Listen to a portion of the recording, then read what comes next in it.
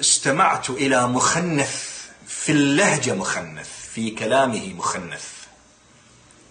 من هو القائل هذه الجملة الكفرية لرسول الله؟ أنت الذي تزعم أنك رسول الله. هل هو عمر، عائشة، أبو بكر، أم عثمان؟ وهل هناك من يتجرأ على قول هذه الكلمة لرسول الله؟ هذا تشكيك في نبوة رسول الله. نعم، هناك من قال لرسول الله أنت الذي تزعم أنه. إن قول عائشة ألست تزعم بأنك رسول الله فما لك لا تعدل كاشف عن الارتداد، فليجب عن هذه المقولات، كاشفة عن الارتداد أم لا؟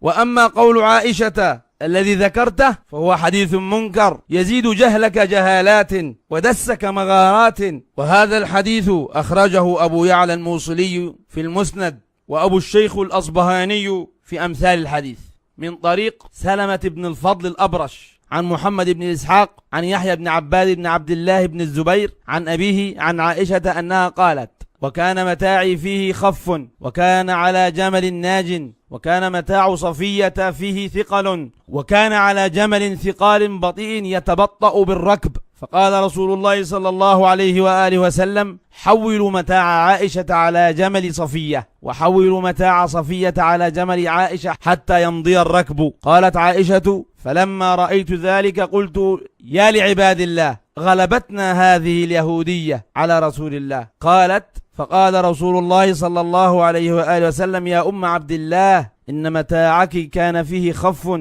وكان متاع صفية فيه ثقل فأبطأ بالركب، فحولنا متاعها على بعيرك وحولنا متاعك على بعيرها. قالت: فقلت: ألست تزعم أنك رسول الله؟ قالت: فتبسم. قال: أو في شك أنت يا أم عبد الله؟ قالت: قلت: ألست تزعم أنك رسول الله؟ أفهل عدلت؟ وسمعني أبو بكر وكان فيه غرب أي حدة، فأقبل علي فلطم وجهي، فقال رسول الله صلى الله عليه وآله وسلم: مهلا يا أبا بكر. فقال: يا رسول الله، أما سمعت ما قالت؟ فقال رسول الله صلى الله عليه وآله وسلم: إن الغير لا تبصر أسفل الوادي من أعلاه.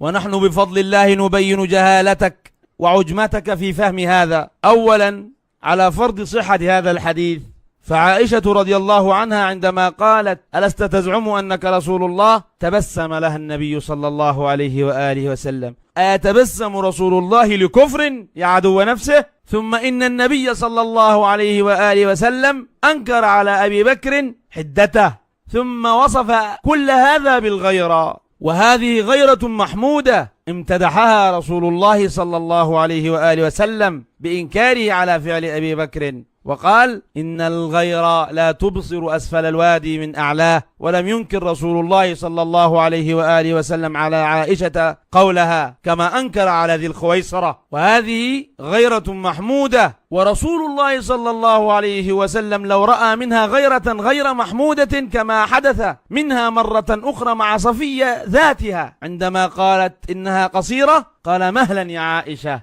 لقد قلت كلمة لو مزجت بماء البحر لمزجته، وإن كنت لم تفهم ما ذكرته سلفا فإليك ما تجهله أنت وقومك. فالروايات التي بنيت عليها كل بنيانك في كواشف الارتداد رواية منكرة عندنا. هذا الإسناد فيه علتان: العلة الأولى سلمة بن الفضل وهو الأبرش، وهو إن كان صدوقا إلا أنه كان شيعيا ويروي المناكير، كما قال الإمام البخاري وغيره في كتاب الضعفاء صفحة 57: سلمة بن الفضل بن الأبرش قادري سمع محمد بن إسحاق روى عنه عبد الله بن عمر بن أبان ومحمد بن حميد، ولكن عنده مناكير وفيه نظر. وذكره النسائي في كتابه الضعفاء والمتروكين فقال: سلمة بن الفضل الأبرش أبو عبد الله ضعيف يروي عن ابن إسحاق المغازي. وأما العلة الثانية فهي عنعنة محمد بن إسحاق صاحب المغازي، فقد عنعن في الحديث.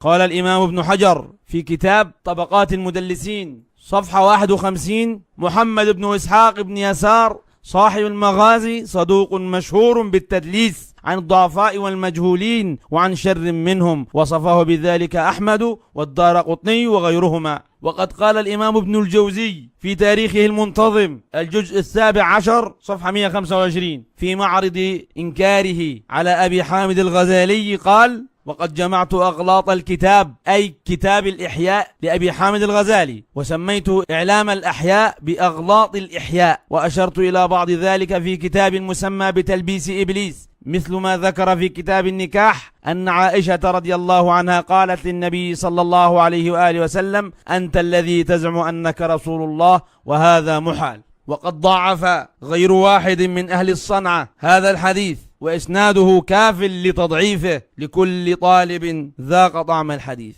ونتحدى بفضل الله هذا الزنديق وأمثاله أن يردوا بعلم على ما ذكرنا، والحمد لله رب العالمين. سبحانك اللهم بحمدك، أشهد أن لا إله إلا أنت، أستغفرك وأتوب